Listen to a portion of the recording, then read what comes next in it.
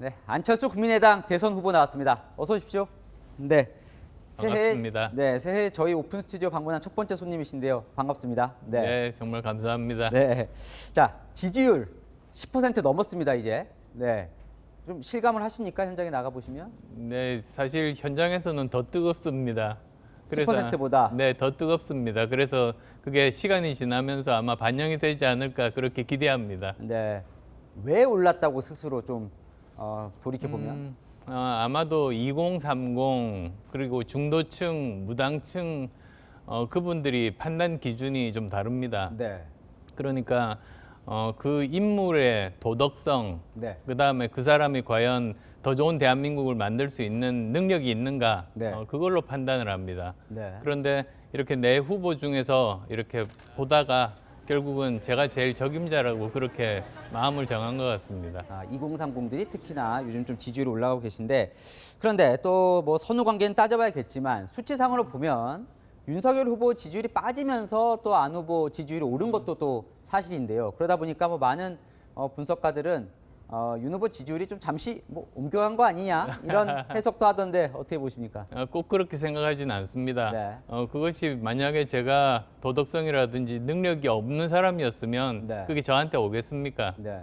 그러니까 이게 단순한 반사이익이라고 생각하지는 않습니다. 네. 오히려 윤 후보께서 그동안 가지고 있었던 그 현재 문정부와 싸우면서 얻었던 공정과 정의의 가치, 네. 그 반사이익이 상실이 돼서 네. 아마도 앞으로는 정책 비전 이런 걸로 해야 되지 않을까 그렇게 생각합니다. 네. 자, 그 정권 교체가 필요하다는 데는 지금 동의를 하시는 거죠? 그럼요. 네. 그러면 그래서 이제 여당에서는 자꾸 이제 러브콜을 보내고 있는데 여당과의 뭐 연대 이런 거는 아예 불가능한 겁니까? 그 원래 정치 쪽에서 네. 마음이 있으면 공개적으로 그렇게 제안을 하지 않습니다. 네. 이건 다 저 사람들 보라고 하는 쇼고 네. 결국은 저를 제거하고 싶다는 뭐 그 뜻 아니겠습니까? 속도가 다른 지금 얘기를 하고 있다 민주당이. 네, 그렇습니다. 네. 그러면요. 일이 진행되게 네. 하고 싶었으면 비밀리에 제안을 했겠죠. 네. 그러면요. 반대로 야권 후보와 뭐 지금 윤석열 후보랑 뭐 연대나 단일화는 지금은 생각하고 있지 않은 겁니까? 아니면 대선 내내 좀 불가능하다고 보십니까? 제가 대선에 출마한 이유가 네. 바로 제가 정권 교체를 해야 되겠다. 네. 그래야지만 이 시대를 바꿀 수 있다. 네. 그런 생각에서 나왔습니다. 네. 그러면 지난 이제 사실 서울시장 재보궐선거 때는 오세훈 당시 후보와 이제 정권 교체를 고리로 단일화를 했잖아요. 예. 그때와 이번 대선은 뭐 다르다고 보시는 건가요? 사실 서울시장이 할 수 있는 것과 그리고 대통령이 할 수 있는 게 네. 너무나 다릅니다. 네. 대통령은 사실 대한민국의 역사를 쓰는 사람 아니겠습니까? 네. 그래서 정말 이 엄중한 시점에 저는 제가 제일 적임자라고 생각합니다. 네. 그러니까 대통령 선거는 서울시장과는 이 비중이 다르기 때문에 후보님께서 직접 하셔야겠다. 네, 그리고 또 그때 서울시장 선거 때 제가 결심을 했던 이유가 네. 만약에 서울시장 선거를 야권에서 지게 되면은 네. 정권 교체는 물 건너간다. 그렇게 생각했습니다. 그래서 네. 제가 제 몸을 던져서라도 정권 교체가 가능하게 해야겠다. 네. 그게 제 출마 이유였었는데요. 네. 아마 그때 제가 출마 결심을 하지 않고 서울시장 선거를 지금 정부 여당이 승리했다면 지금 현재 이런 분위기, 그러니까 네. 정권 교체가 가능할 수도 있겠다는 분위기는 없었겠죠. 지난 대선 때를 보면 이제 결국 세 명이 출마를 하면서 문재인 대통령이 당선이 됐는데 그와 비춰보면 이번에도 야권 후보가 이제 두 명으로 나누어지면 결국 여당 후보가 좋은 일이 생기는 거 아니냐. 이게 이제 야당 쪽 지지자들의 생각도 있는 것 같습니다. 거기에 대해서는 어떻게 보십니까? 저는 그렇게 생각하지 않습니다. 네. 그런 이유가 지금 현재 거대 양당, 기득권 양당 후보 두 분 다 도덕적으로 많은 분들이 의구심을 가지고 있고 네. 그리고 또 가족 문제가 좀 심각하지 않습니까? 거기다가 그 업무 능력 자체도 그렇게 신뢰를 받지 못하는 그런 상황입니다. 네. 뭐 대장동 사건 같은 거 보십시오. 누가 일 잘하는 사람이라고 믿을 수가 있겠습니까? 네.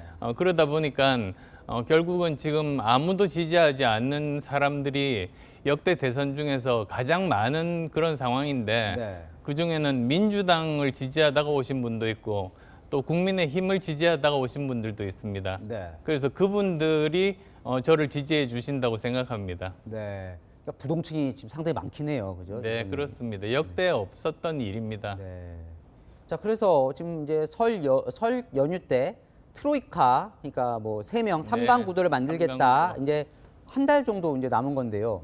뭐 비책이 있으십니까? 저는 계속 비전과 정책으로 승부할 겁니다. 네. 사실 지금 보면은 두 분 다 과거를 이야기를 하고 있고 네. 미래를 이야기하고 있는 후보는 저밖에 없습니다. 네. 그래서 저는 구체적으로 지금 현재 세상이 어떻게 변하고 있고 네. 그리고 또 이런 상황에서 대한민국의 생존 전략이 무엇인지 네. 그리고 또 우리는 미래 먹거리, 미래 일자리를 어떻게 만들 것인지 네. 그런 이야기들을 제대로 설득을 하려고 합니다. 네. 안철수가 대통령이 되면 이것 하나는 바뀐다. 이건 뭐 좀 말씀해 주실 수 있을까요? 뭐 워낙 많이 하나뿐만 준비는 아니라 하셨겠지만. 여러 가지가 바뀔 겁니다. 네. 우선은 국민 통합이 가능합니다. 네. 사실 양당 중에 한 분이 대통령에 당선되면 여전히 국민은 반으로 나뉘어져 있습니다. 네. 거기다가 만약에 생각해 보시면 대통령에 당선된 분이 임기 중에 어떤 그 결정적인 증거가 나왔다. 네. 그렇게 되면 국정 혼란은 굉장히 심할 겁니다. 네. 그리고 또 만약에 낙선한 분의 결정적인 증거가 나와서 감옥에 간다. 네. 그러면 그것도 역시 국민 분열이 굉장히 심할 겁니다. 네. 그래서 저는 저만이 국민 통합을 시킬 수 있다. 네. 그리고 지금까지 위기를 극복한 나라들의 경우에 국민이 분열돼서 이걸 극복한 나라는 없지 않습니까? 네. 우리 금모으기 운동도 IMF 외환위기를 극복하게 만든 동인도 국민 통합에서 시작됐고 네.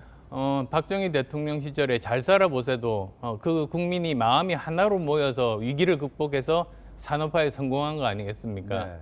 지금 정말로 위기 상황입니다. 그래서 국민 통합을 할 수 있는 건 저밖에 없다. 그렇게 말씀드리죠. 네. 자, 어쨌건 이제 지금 말씀하신 걸 이제 하려면 당선이 돼야 되는데 아직 이제 많이 오르긴 하셨지만 이제 10%좀 넘은 수준인데요. 뭐 지지율 좀 목표가 있으십니까? 세워놓은 대선 때까지 지금 65일 남았거든요. 네, 그러면 뭐 결국은 대선 때가 되면 네. 1강 2중 구도가 되겠죠. 1강 2중으로. 네. 그러면 설 연휴 때 트로이카 3강 체제하고 이제 뭐 그 이후에 네, 한 달 역전한- 뒤가 대선입니다. 네, 한 달 뒤. 그때는 제가 당선될 수 있도록 최선의 노력을 다하겠습니다. 윤석열 대선 후보가 안 후보와 이제 소통을 하겠다는 뜻을 밝힌 적이 있는데 만나자라고 좀 청을 하면 뭐 만날 의향은 있으십니까? 뭐 누구든 정치인들끼리 어떤 현안에 대해서 의논을 하면 안 만날 이유는 없지 않습니까? 네. 네. 거기서 혹시 뭐 단일화된 연대를 제안한다면 그거는 가정법이라 답의하기 어려우실까요? 예, 그거는 지금 네. 현재 고려하고 있지 아예 않습니다. 고려가 아니다. 자, 사실 이제 뭐 국민의힘 상황이긴 하지만 윤석열 후보가 지금 이제 선거 일정을 장군정 중단하고 뭐 선대 개편도 한다고 하는데 국민의힘 상황을 좀 어떻게 지금 보고 계십니까? 밖에 있긴 하시지만. 다른 당의 그런 상황이라서 말씀드리기가 좀 조심스럽기는 합니다만 네. 지금 현재 그 사실 캠프가 하나로 이렇게 힘이 합쳐져야지 네. 후보자도 힘을 발휘할 수 있고 국민의 신뢰를 얻을 수 있는 것 아니겠습니까? 네. 그러니까 국민들은 그 후보자가 이 선거 캠프를 어떻게 잘 관리하고 리더십을 발휘하느냐를 보고 나중에 정부를 구성했을 때 리더십을 발휘하는 그것을 연상을 하게 됩니다. 네. 따라서 이 후보가 리더십을 발휘해서 이 한 목소리가 나게 이렇게 캠프를 관리하는 것이 굉장히 중요한데 네. 아마 이번에 그런 기회가 왔다고 생각합니다. 자, 그 박근혜 전 대통령 사실 이제 형 집행정지나 이런 걸 상당히 강하게 요청을 하셔서 어쨌든 결과적으로는 이제 사면 복권이 됐습니다. 2월 초쯤이면 박 전 대통령도 이제 퇴원을 한다고 하는데 혹시 만날 의향이 있으신지요? 지금 좀 병세가 아주 좀 심한 상황이라고 그렇게 전해 듣기는 했습니다. 네. 그래서 한 2달 정도는 입원해야 된다는 그런 말씀을 들었었는데요. 네. 그러면 2달 뒤의 일이라면 사실 지금 섣불리 어떤 뭐 상상을 하기는 어렵습니다. 그러니까 만나실지 말지 아직. 예, 그렇습니다. 그때 뭐 상황이나 네. 또 본인이 어떻게 생각하고 계실지 모르지 않습니까? 네. 혹시 만나면 뭐 하실 말씀은 없으시고요? 생각해 놓은 건. 네. 자, 아까 잠깐 얘기는 하셨지만 이재명도 윤석열도 아닌 안철수 후보여야 하는 이유를 한마디만 해주십시오. 저는 우선 첫 번째로 저만 유일하게 네. 회사를 만들고 돈을 벌어보고 직원들에게 월급 줘본 사람입니다. 네. 세금을 가지고 쓰기만 했던 사람과는 다릅니다. 네. 저는 국고를 바닥내는 것이 아니라 국고를 채울 수 있는 유일한 후보라고 믿습니다. 네. 또 두 번째로는 과학 기술을 가장 잘 이해하는 사람인데 지금은 미래 먹거리, 미래 일자리는 과학 기술에서만 생겨납니다. 네. 법조인은 꼭 필요한 그런 분들이긴 하지만 과거에 대한 응징이 주로 하시는 일입니다. 네. 그렇게 평생 과거만 보시던 분들은 사실 미래를 보실 수가 없는 거죠. 네. 모르면 보이지가 않는 법 아니겠습니까? 그리고 또 마지막으로는 저는 의사 출신입니다. 네. 아마 다음 대통령의 가장 중요한 역할이 코로나19를 이제 빨리 퇴치하는 것, 네. 그리고 또 다음 대통령 임기 중에 한 개 정도의 전염병이 더 올 겁니다. 네. 그건 지금까지 이미 증명이 다 되어 있거든요. 그때 노무현 대통령 때 사스, 그 다음 대통령인 이명박 대통령 때 신종플루, 네. 그 다음 대통령인 박근혜 대통령 때 메르스, 네. 그리고 지금 현재 그러네요, 코로나19여서 정말. 네. 다음 대통령 때 또 한 번 반드시 옵니다. 그럴 때 방역 실력이 그 국가의 경쟁력이 되는 겁니다. 네. 우리가 알았지 않습니까? 이 방역이라는 게 사람들의 생명과 안전을 지키는 것뿐만 아니라 경제 문제라는 것을. 네. 그래서 제가 당선이 된다면 가장 빨리 그 위기에서 탈출해서 세계에서 앞서갈 수 있는 나라 만들 수 있는 자신이 있습니다. 네. 좀 마지막 질문이 될 것 같은데 정치인 안철수가 되신 지 이제 10년 네, 됐습니다. 10년 차입니다. 10년 차시죠. 대선도 이미 뭐 지금 이제 세 번째 사실상 도전이신데 뭐가 달라지셨어요? 10년을 되돌이켜 보면 이번 대선의 안철수는 예전과는 뭐가 달라졌다? 정말 많은 경험을 했습니다. 네. 성공도 있었고 실패도 있었습니다. 그래서 3기 밀에 가장 큰 규모의 38석에 이르는 그런 교섭단체도 만들어 봤지 않습니까? 네. 그리고 또 선거에서 낙선도 해봤습니다. 이런 것들이 저를 더 강하고 성숙하게 하는데 도움이 되는 동시에 네. 그렇지만 저는 처음 정치를 시작했을 때 초심은 전혀 변하지 않았다. 네. 정치는 공익을 위한 봉사이다. 네. 그 마음을 여전히 가지고 있다는 그런 말씀드립니다. 네, 알겠습니다. 여기까지 듣겠습니다. 오늘 말씀 감사합니다. 네. 네. 네, 지금까지 안철수 국민의당 대선 후보였습니다.